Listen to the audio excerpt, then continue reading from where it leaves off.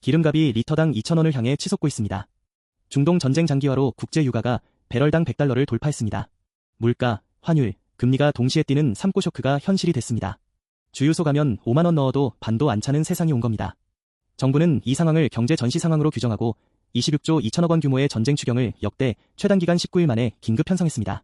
이번 영상에서는 소득 하위 70%에게 지급되는 고유가 피해 지원금의 대상, 금액, 신청 방법은 물론 K패스 환급, 유류세 인하까지 빠짐없이 정리해드리겠습니다. 내가 받을 수 있는지 아닌지 이 영상 하나로 끝내실 수 있습니다. 먼저 기름값이 왜 이렇게 올랐는지 상황부터 짚어보겠습니다. 미국과 이스라엘이 이란과 전쟁을 시작한 지 한 달이 넘으면서 호르무즈 해협이 사실상 봉쇄되었습니다. 호르무즈 해협이라고 하면 생소하게 느끼실 수도 있는데요. 전 세계 석유 수출량의 약 20%가 통과하는 바다의 병목 지점입니다. 사우디아라비아, 이라크, 쿠웨이트, UAE 등 중동 산유국들의 석유가 바깥으로 나오려면 반드시 이 해협을 거쳐야 합니다. 이곳이 막혔으니 유가가 폭등한 겁니다. WTI 원유 가격이 배럴당 102달러 88센트를 기록하며 2022년 7월 이후 3년 8개월 만에 100달러를 돌파했습니다. 당연히 국내 영향도 큽니다. 원달러 환율은 1,500원을 넘어섰고 주유소 휘발유 가격은 2,000원대를 향하고 있습니다. 한 달 전만 해도 1,700원대였던 기름값이 불과 몇 주 만에 300원 가까이 뛴 겁니다. 정부는 총 26조 2천억 원 규모의 추경을 편성했습니다.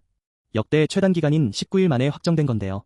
보통 추경이 한 달 이상 걸린다는 걸 생각하면 그만큼 상황이 급박하다는 뜻입니다. 예산 배분을 보면 고유가 부담 완화에 10조 1천억 원이 들어갔고 지방재정 보강에 9조 7천억 원, 민생 안정에 2조 8천억 원, 산업피해와 공급망 안정에 2조 6천억 원, 그리고 국채 상환에 1조 원이 배정됐습니다. 여기서 주목할 점은 이번 추경이 국채를 추가로 발행하지 않았다는 겁니다. 그러면 돈은 어디서 났을까요? 반도체 호황과 증시 활성화로 발생한 초과 세수 25조 2천억 원으로 재원을 마련했습니다. 쉽게 말해서 세금이 예상보다 많이 걷어서 그 남는 돈으로 돌려주는 구조입니다. 오히려 1조 원의 국채를 상환해서 국가채무 비율이 51.6%에서 50.6%로 개선됩니다. 빚을 내서 퍼주는 게 아니라 국가 빚을 줄이면서 지원금까지 주는 것이니 재정 건전성 측면에서 상당히 긍정적입니다. 가장 관심이 큰 고유가 피해 지원금을 살펴보겠습니다. 총 4조 8천억 원을 투입해서 소득 하위 70% 국민 약 3,577만 명에게 1인당 10만 원에서 최대 60만 원까지 차등 지급합니다. 우리나라 전체 인구가 약 5,100만 명이니까 국민 10명 중 7명이 받을 수 있는 셈입니다. 그렇다면 내가 하위 70%에 해당하는지 어떻게 확인하면 될까요? 대상 여부는 건강보험료 납부액으로 판단합니다. 직장가입자 본인 부담금 기준으로 말씀드리면 1인 가구는 월건보료 약 11만 5천 원 이하, 이 경우 월소득으로 환산하면 약 384만 원 수준입니다. 2인 가구는 약 19만 5천 원 이하, 월소득 약 630만 원 수준이고요. 3인 가구는 약 25만 원 이하, 월소득 약 804만 원 수준입니다. 4인 가구는 약 30만 5천 원 이하, 월소득 약 974만 원 수준까지가 대상입니다. 생각보다 범위가 넓습니다. 4인 가구 기준 월소득 974만 원 이하면 받을 수 있다는 뜻이니까요. 맞벌이 부부 월급 합쳐서 500만 원 정도 되시는 분들은 충분히 해당됩니다. 가장 쉬운 확인 방법은 국민건강보험공단 앱에 접속해서 내 건보료를 조회해보는 겁니다. 더건강보험 앱에서 자격 확인을 누르면 내 건보료를 바로 확인할 수 있습니다. 커트라인 이하라면 기본 10만 원은 확정입니다. 다만 주의할 점이 하나 있습니다.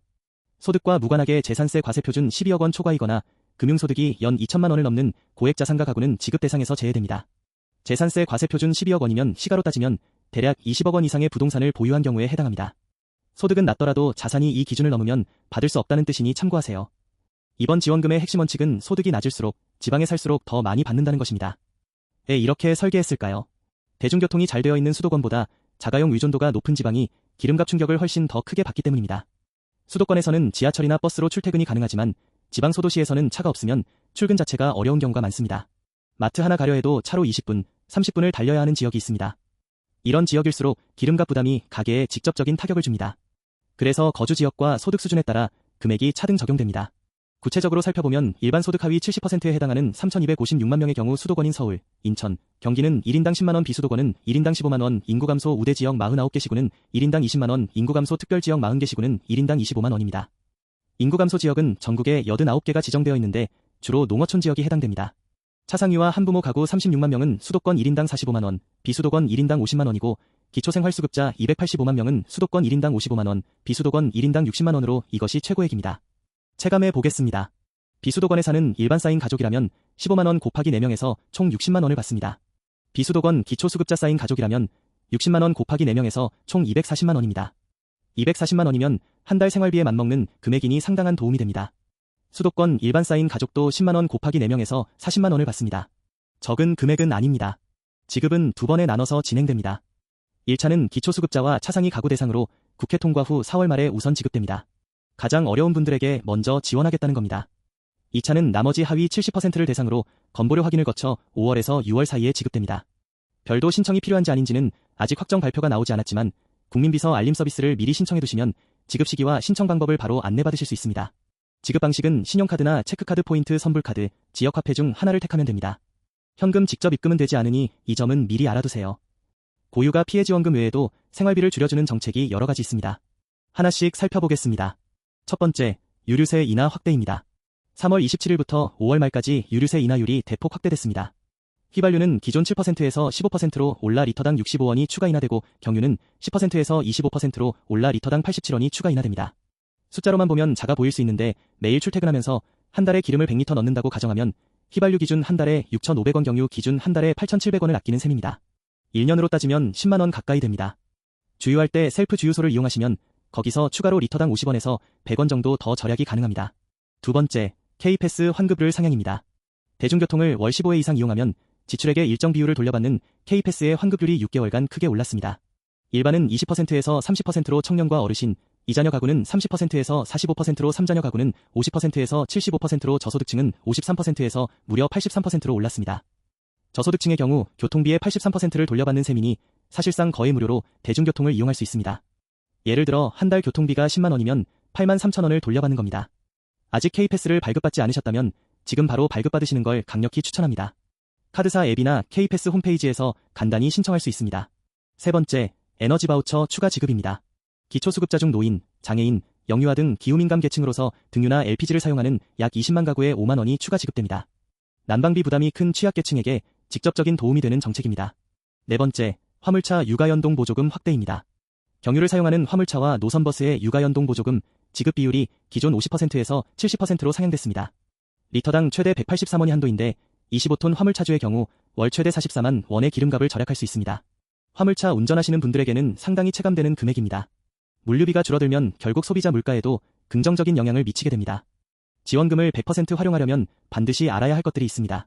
모르고 넘어가면 손해볼 수 있으니 꼼꼼히 체크해주세요. 첫째, 사용처 제한입니다. 지원금은 연 매출 30억 원 이하 소상공인 가맹점에서만 사용할 수 있습니다.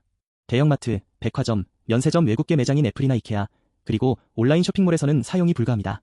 동네 마트나 골목 식당, 동네 약국, 동네 미용실, 세탁소 같은 곳에서 쓸 수 있다고 생각하시면 됩니다. 쿠팡이나 네이버 쇼핑 같은 온라인몰은 안 되니 이 점 꼭 기억해주세요. 둘째, 배달앱 사용 시 주의해야 합니다. 배민이나 요기요에서 앱 내 결제를 하면 대형 플랫폼 매출로 잡혀서 지원금이 차감되지 않습니다. 하지만 방법이 있습니다. 만나서 직접 결제를 선택해서 현장 단말기로 결제하면 지원금 사용이 가능합니다. 약간 번거롭지만 지원금을 아끼려면 이 방법을 활용하시는 게 좋습니다. 셋째, 사용기한을 반드시 지켜야 합니다. 지급일로부터 3개월에서 4개월 내에 전액 사용해야 합니다. 기한을 넘긴 잔액은 현금 환불 없이 국고로 환수됩니다. 그냥 사라지는 겁니다. 이전 지원금 때도 기한 내에 못 쓰고 날린 분들이 꽤 계셨습니다. 꼭 캘린더에 만료일을 등록해두세요. 넷째, 현금화는 절대 금지입니다. 중고거래 사이트에서 지원금을 할인된 현금으로 바꾸다가 적발되면 전액 환수는 물론 형사처벌 대상입니다. 절대 하시면 안 됩니다. 결제수단 선택에 대한 팁도 드리겠습니다. 편리함을 우선하시면 카드 포인트가 좋습니다. 평소 쓰던 카드로 자동 차감됩니다. 동네 마트를 자주 가시는 분은 지역화폐가 유리합니다. 기존 7%에서 10% 캐시백과 연계가 가능합니다. 지원금에 캐시백까지 더하면 실질 할인이 꽤 커집니다. 다만 이사 예정이신 분은 카드 포인트를 추천합니다.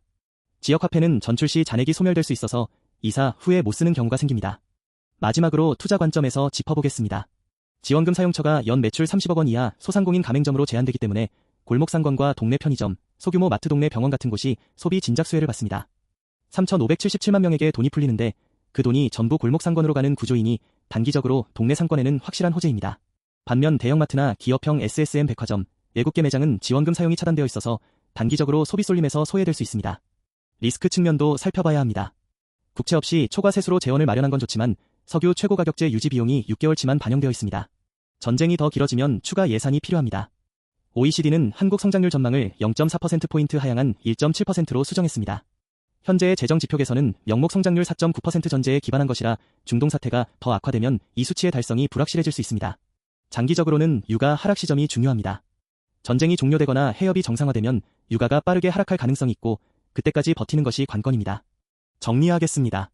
중동 전쟁으로 유가 100달러가 돌파됐고 정부는 국채 없이 초과 세수로 26조 2천억 원 전쟁 추경을 편성했습니다.